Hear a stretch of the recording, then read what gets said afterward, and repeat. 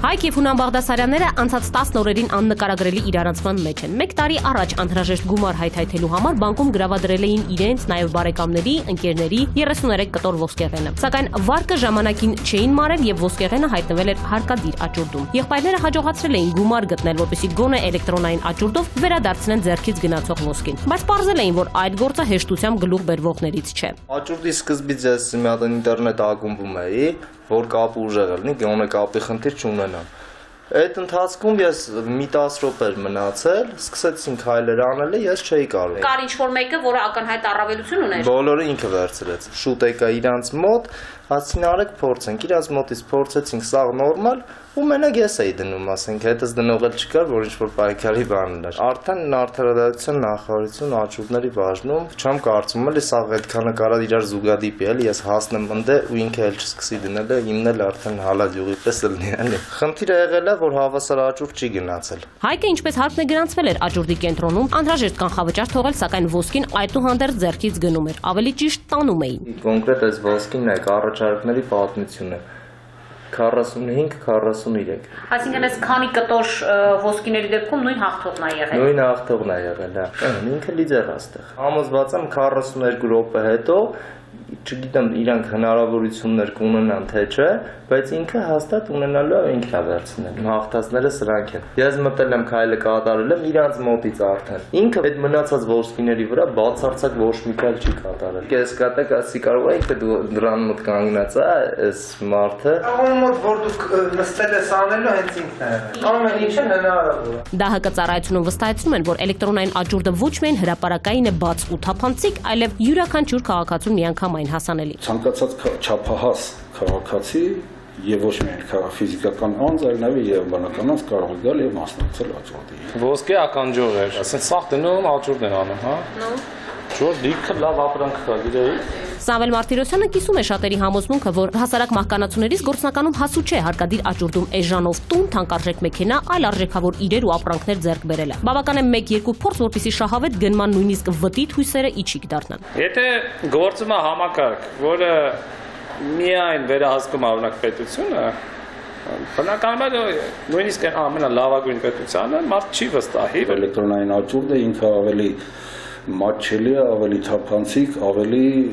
մեծ հնարավորություն կա իրազեկելու եւ տեղակայելու ավելի շատ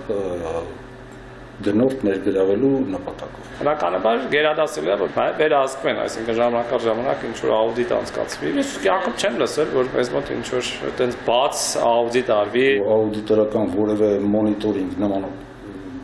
չեմ հիշում, որ նման բան լինի։ 15 կտոր ոսկին վերջնականապես կորցնելուց հետո Հայկն ու Հունանը արդարադատության նախարարությունում փորձել են պարզել ինչն էր իրենց ձախողման պատճառը եւ կա արդյոք հնարավորություն աճուրդը անվավեր ճանաչելու։ Հիմա եկել են պահա, որ ով առելա կարա արդեն վերցնի իր ապրանքն, արդեն իր սեփականությունը դառնում կարա վերցնի գնա։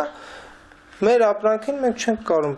դեր կանգնենք, ոչ էլ իրանց պատասխանը կա, որ իմանանք ինչ անենք։ Աճուրդի կենտրոնը դիմումը վերցրել եմ, ինչև այսօր ոչ մի բան։ Այս պայն մտնում ենք, ասում ենք, մենք որ կորցրեցինք, հետո դիմում էլ մեր ինչին է պետք։ Ձեր դիմումը, դու մտեք են կողմ են պատուհան 5-ի մոտ գրանցվեք, մտեք, վրացեք ձեր պատասխանը, մի քիչ սպասեք, լավ, ձեր դիմումը ընդ է, ձեզ կզանգեն, գնացեք։ Աճուրդի անվավեր ճանաչելու պայմանները հստակ շարադրված են հրապարակային սակարկությունների մասին Հայաստանի Հանրապետության օրենքով եւ այնտեղ տեխնիկական խնդրի պատճառով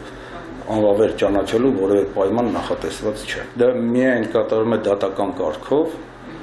ընթացակարգի խախտումների պայմաններով միայն։ ԴՀԿ-ում Բաղդասարյաններին պարզաբանել են, որ ըստ ամենայնի իրենց ինտերնետ կապն է շատ թույլ եղել կամ աճուրդը այնքան թեժ է եղել, որ համակարգը խափանումներ է ունեցել։ Հայաստանի Հանրապետությունում առավել արագագործ ինտերնետ չկա, քան մեր կապը, որ օգտագործում ենք։ Նաև ունենք պահուստային կապ, եթե դրա հետ որևէ տեխնիկական խնդիր պատահի, արագ փոխում ենք մյուս կապի միջոցով։ Չնայած սրան, փաստացի աճուրդի ինչ-որ փուլից հետո նոր քայլի հնարավորությունները չքանում են։ Սամվել Մարտիրոսյանը պնդում է, որ թե տեսականորեն, թե գործնականում պատվիրատուն կարող է փորձառու մասնագետների օգնությամբ ունենալ առավելապես իր հետաքրքրություններին ու շահերին համապատասխանող ծրագրով գործող համակարգ։ Ընդհանրապես Աճուրդի համակարգը եթե շատ թափանցիկ չի, այդտեղ միշտ ինչ-որ բան կարելի է հնարել։ Աճուրդային համակարգը միշտ կասկածելի հնարավորությունների տեղ է տալիս։ Աճուրդի կայքը չի սպասարկվում ծառայության կողմից, դա սպասարկում է անկախ ընկերություն։ Մասնակցել են հարկադիր կատարման ծառայությունից, մշակվել է համատեղ։ Տեխնիկապես հնարավոր է, օրինակ, նախորոք իմանալ, թե ձեր մարդը որտեղից է մտնում, իր IP հասցեն, որով ինքը մտնում է, ոնց որ սպիտակ ցուցակի մեջ գցել, մնացածին սև ցուցակի մեջ գցել եւ պարզապես միայն այդ մարդը կկարողանա գործողություններ կատարել։ Բոլոր մնացածը ուղղակի կփորձեն կսխվել եւ այլն, ոչինչ չի ստացվում։ Այքերի ծրագրային ապահովումը տալիս է գրեթե անսահմանափակ հնարավորություններ ինչու ձեզ անես, այնպես որ մենակ պատվիրատուի ֆանտազիայից է կախված եւ իրականացնողի